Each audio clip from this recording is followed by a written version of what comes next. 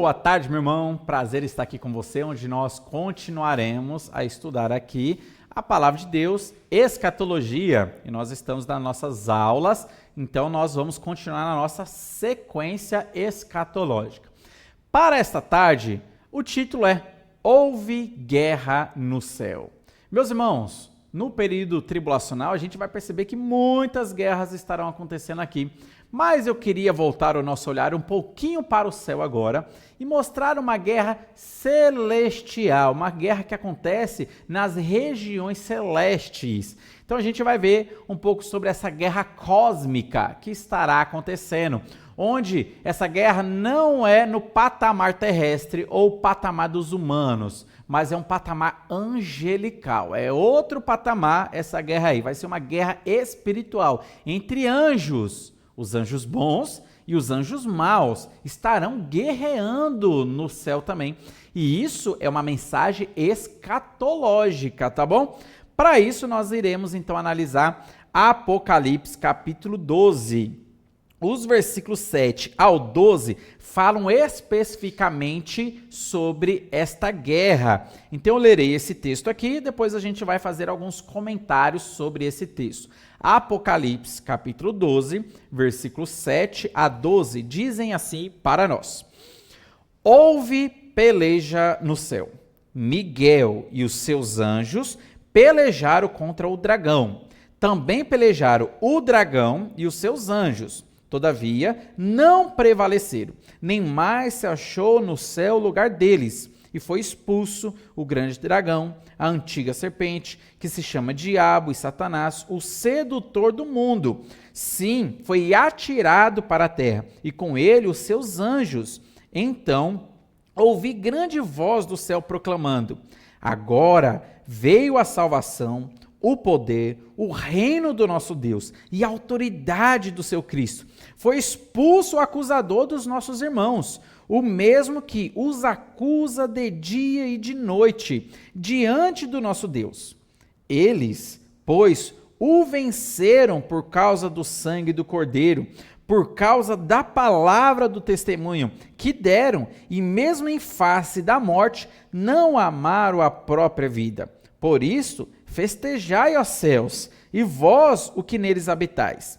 Ai da terra e do mar, pois o diabo desceu até vós, cheio de grande cólera, sabendo que pouco tempo lhe resta. Meus irmãos, nós temos então esse texto magnífico, como todos os outros textos da palavra de Deus são magníficos, e esse texto aqui está falando de uma guerra que aguça a nossa curiosidade. Quando fala de anjo brigar, anjo guerrear, intriga entre anjos, a gente fica muito curioso. E é natural nosso, né? Nós somos seres curiosos. Deus nos fez com curiosidade, com sede de conhecer mais, sede de saber. E aqui tem algo magnífico para nós. Fala sobre essa guerra cósmica. E a gente vê aqui anjos batalhando. É uma guerra que acontece no céu. De um lado nós temos Miguel com seus anjos, ou seja, os anjos de Deus, os anjos bons, e Miguel liderando esses anjos bons. Do outro lado, nós temos Lúcifer, Diabo, Satanás, a antiga serpente, como vários nomes ele tem, né? Do outro lado, o dragão, liderando os outros anjos que estão com ele, ou seja, os anjos caídos, os demônios. Os irmãos sabem que Satanás, ou Lúcifer, quando estava lá no céu, ele era um anjo perfeito, adorava a Deus. Ele pecou dentro do seu coração porque ele queria fazer um golpe de estado. Ele queria puxar o trono de Deus, sentar no trono de Deus. Mas devido a isso, ele foi expulso ali do céu. O que não está falando dessa expulsão aqui nesse texto, tá bom? Então ele saiu ali do céu, ou seja, ele perdeu o seu trono de adoração a Deus, a sua posição de anjo bom adorando a Deus. Mas nessa queda, ele conseguiu ludibriar 1/3 dos anjos. Esses detalhes que eu estou falando para você está descrito aqui em Apocalipse capítulo 12 também, do 1 ao 6. Então fala sobre isso, que o dragão com a sua cauda arrastou a 1/3 parte das estrelas do céu, ou seja, essas estrelas simbolizam os anjos, e o dragão, que é Satanás, ludibriou para que esses anjos ficassem do seu lado, fossem para o seu time e se afastassem de Deus. Então eles saíram ali do céu, perdendo a sua posição angelical. Isso não significa que Satanás não tem acesso hoje a Deus, porque ele tem, e fica claro e evidente para nós que Satanás tem acesso. Inclusive, nesse próprio texto que nós lemos, após essa guerra entre Satanás e Miguel, os anjos de Satanás e os anjos que estão do lado de Miguel, após essa guerra e eles perderem essa guerra, Satanás perder essa guerra, eles serão expulsos definitivamente do céu. E nesse texto diz, agora sim foi expulso o acusador dos nossos irmãos, que de dia e de noite os acusava. Ou seja, o que Satanás ainda faz no céu? Meus irmãos, lá no céu, Satanás ele fica dia e noite nos acusando. Ele acusa todo crente. Ou seja, ele cita o seu nome lá no céu. Ah, fulano, você vai deixar entrar aqui no céu, Senhor Jesus? Ô Deus, vai deixar que fulano entre aqui? Olha só o que ele está fazendo, olha o pecado que ele cometeu. Mas saiba que lá no céu nós temos um grande, magnífico advogado de defesa. Como 1 João fala para nós, que Cristo é o nosso advogado junto ao Pai. E Cristo é a nossa defesa junto ao Pai. Então, Satanás ele se apresenta hoje como advogado de acusação, mas Cristo Jesus, o nosso advogado de defesa. Na minha mente limitada, eu fico imaginando talvez esse cenário, como que Satanás ele tem audácia ainda de ficar lá no céu acusando quem Cristo resgatou aqui na terra. Então, possivelmente, ele citou meu nome lá. Olha, o Rodrigo vai deixar ele entrar aqui no céu, olha o pecado que ele cometeu lá agora, vai deixar ele entrar aqui?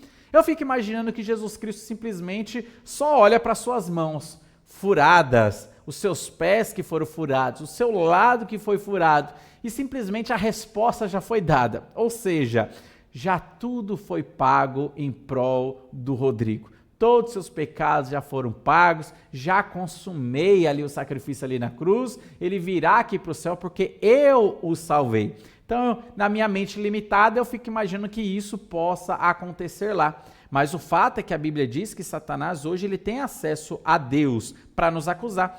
Inclusive, foi assim que é revelado para nós na história de Jó. Lembra o livro de Jó, capítulo 1 e o capítulo 2, fala que enquanto os anjos de Deus foram se apresentar a Deus, Satanás estava no meio deles. E ele começou a ter aquela conversa com Deus para tentar a vida de Jó. E, tendo a permissão de Deus, nessa conversa com Deus, ele tirou a saúde de Jó, tirou os bens de Jó, tirou os filhos de Jó, deixou Jó na lama. Mas o que a gente percebe? Que Satanás ele ainda tem acesso a Deus. Ele ainda está lá para nos acusar. Ele roga para tentar nos peneirar. Foi assim que ele também fez com Pedro, lembra? Olha, eu roguei por ti porque Satanás pediu para peneirar você, Pedro. Satanás ele queria acabar com a sua vida, mas eu roguei por ti. Ou seja, Satanás ele tem que pedir permissão para Deus para que ele possa tentar a nossa vida de alguma maneira.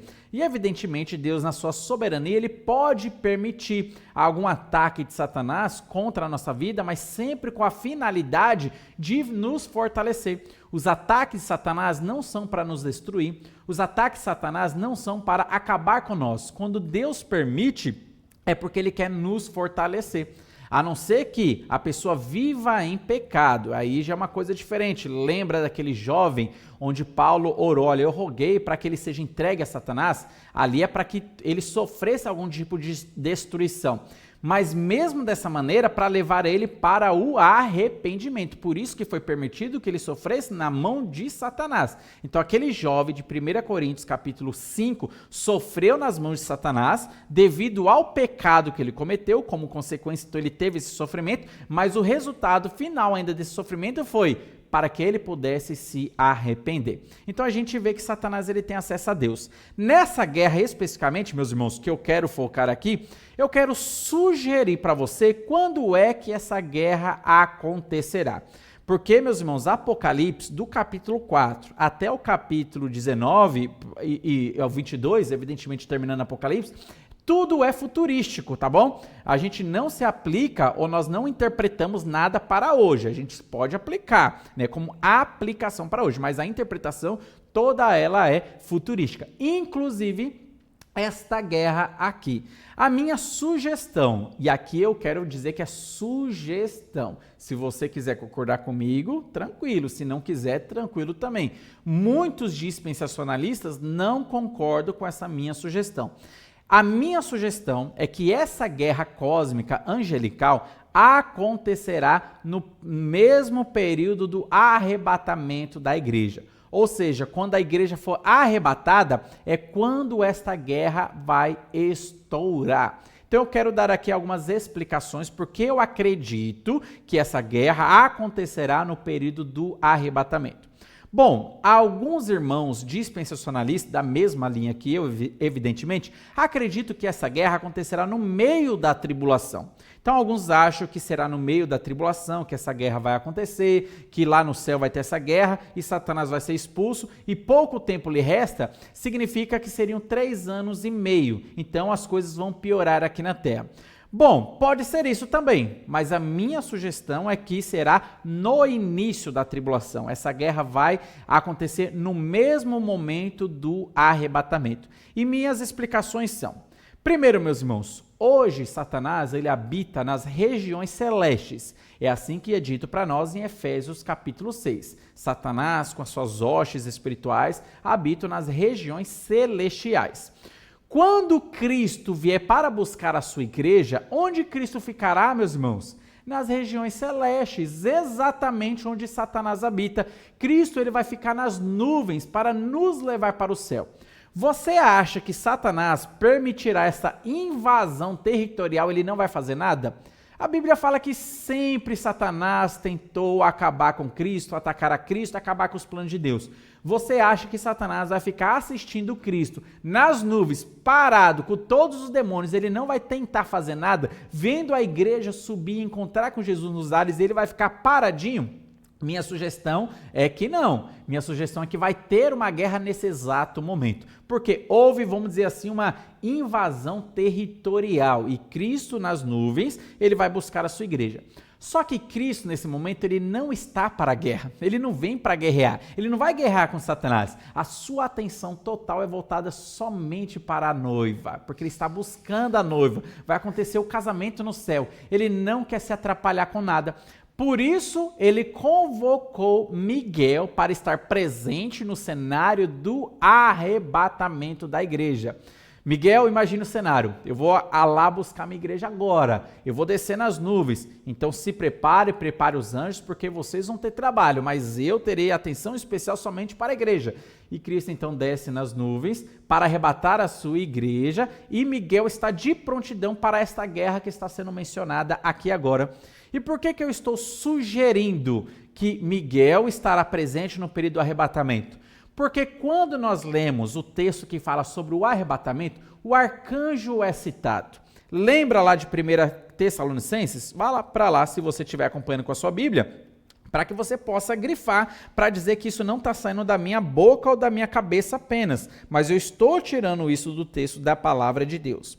1 Tessalonicenses, capítulo 4, eu lerei aqui o versículo 16, diz assim: porquanto o Senhor mesmo, dada a palavra de ordem, ouvida a voz do arcanjo e ressoada a trombeta de Deus, descerá dos céus e os mortos em Cristo ressuscitarão primeiro. Por que o arcanjo é citado aqui, meus irmãos? O arcanjo aqui está mostrando a presença de Miguel no cenário também do arrebatamento. O arcanjo aqui não é Cristo Jesus. Então, dada a voz do arcanjo, o arcanjo ele também descerá no período do arrebatamento, mas ele descerá para guerrear.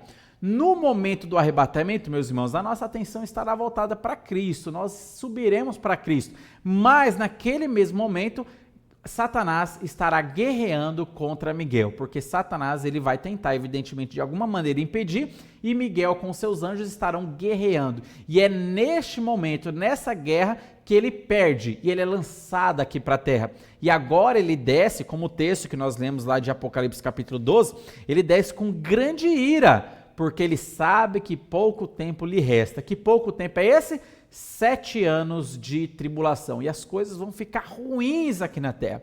Quando ele desce, qual é a primeira coisa que Satanás ele vai fazer? Ele vai levantar um ajudador. Por isso que, meus irmãos, na sequência de Apocalipse capítulo 12, depois que menciona essa guerra, a derrota de Satanás nessa guerra cósmica, a primeira coisa que ele faz quando ele desce aqui para a terra está no capítulo 13, versículo 1. Quando ele se coloca ali naquela praia, como diz aqui o versículo 17, né?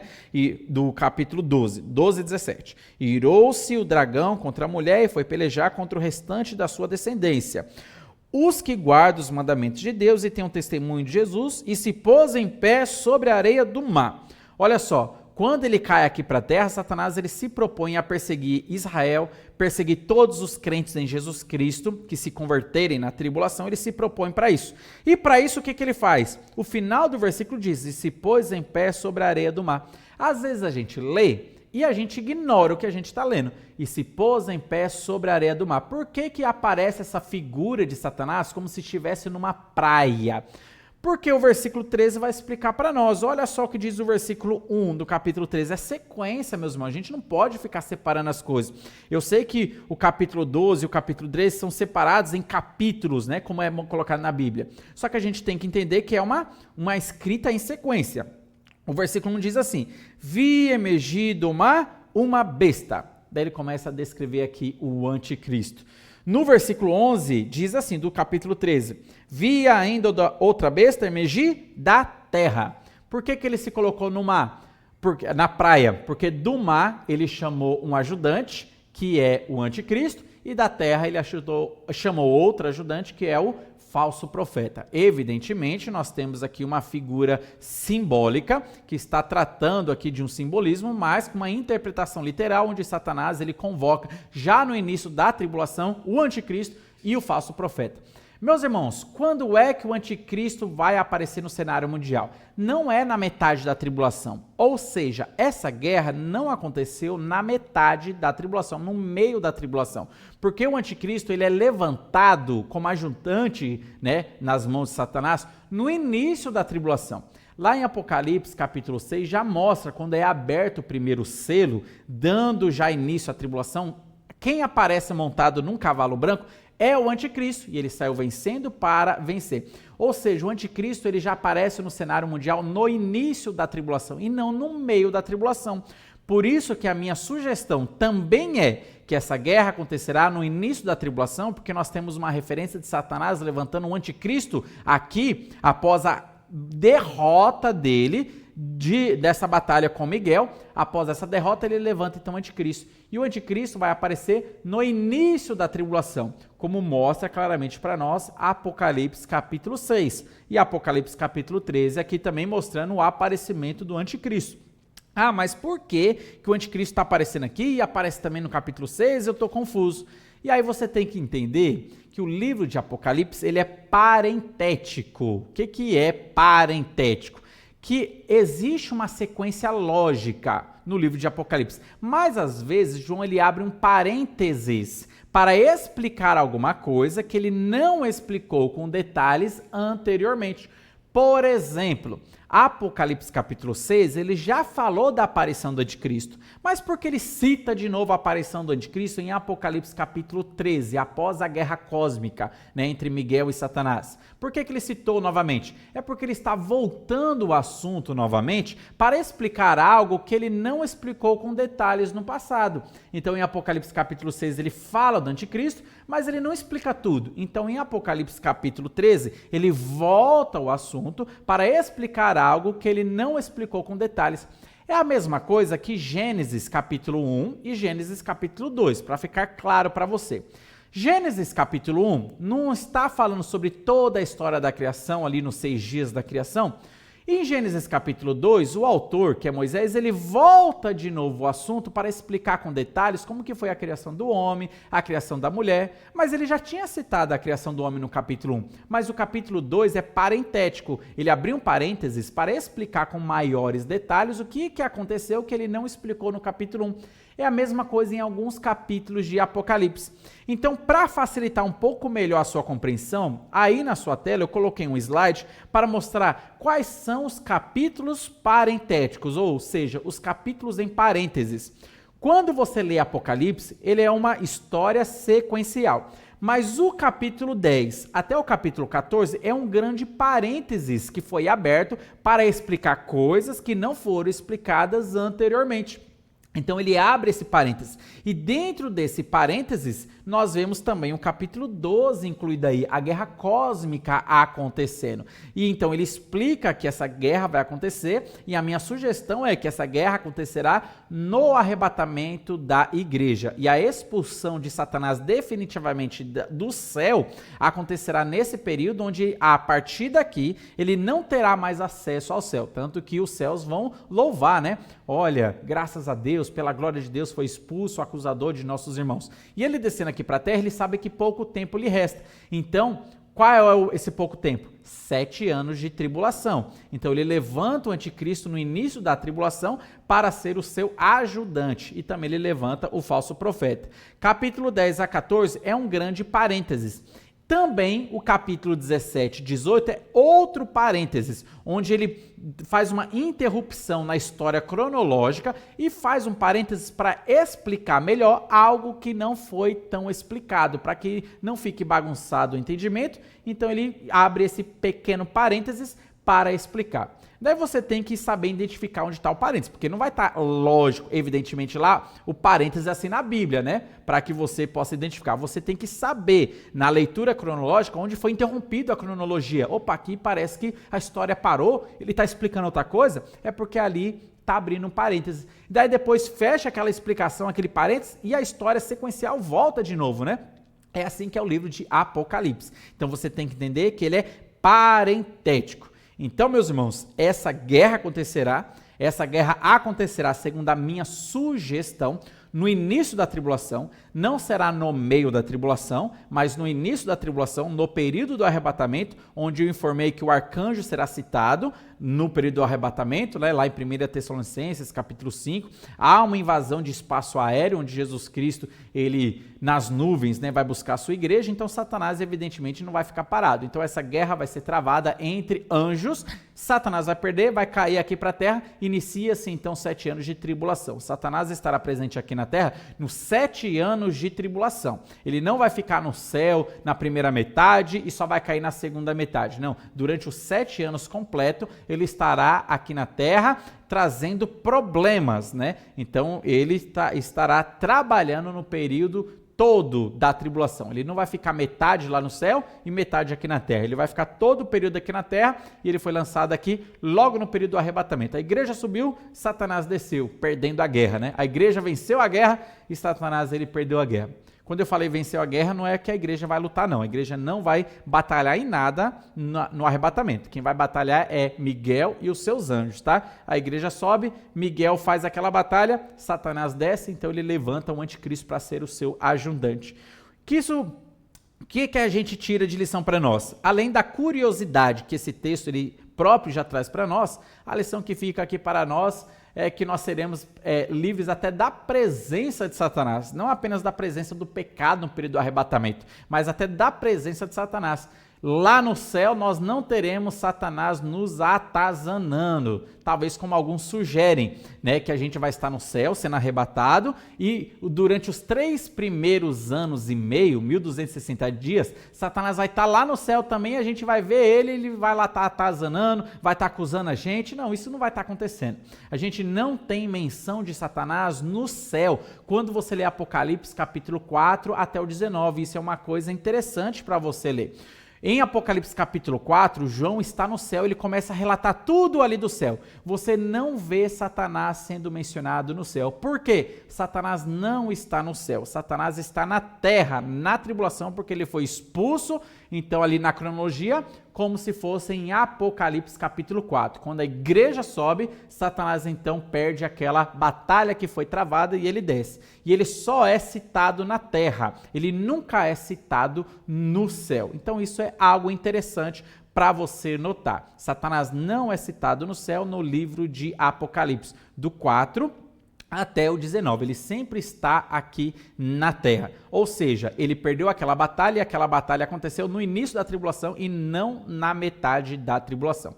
Se acontecesse na metade, você teria que ter Satanás de alguma maneira sendo citado lá no céu durante os 3 primeiros anos e meio da tribulação, enquanto a igreja está lá no céu. Mas a gente não tem essa menção de Satanás lá, né, nos acusando de dia e de noite. Se a gente não tem, é porque Satanás já está na terra. E se já está na terra, é porque necessariamente essa guerra aconteceu no início da tribulação.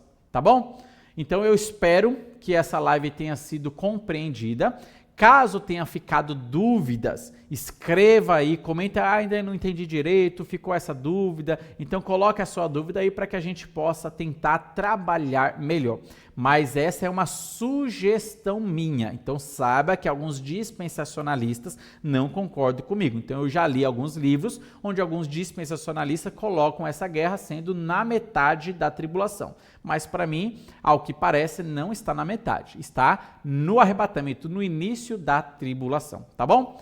Que Deus abençoe grandemente a sua vida, que Deus possa te abençoar nos estudos e continue nos acompanhando nos nossos próximos estudos, porque temos muita coisa ainda para ver de escatologia. Que Deus abençoe você e sua casa.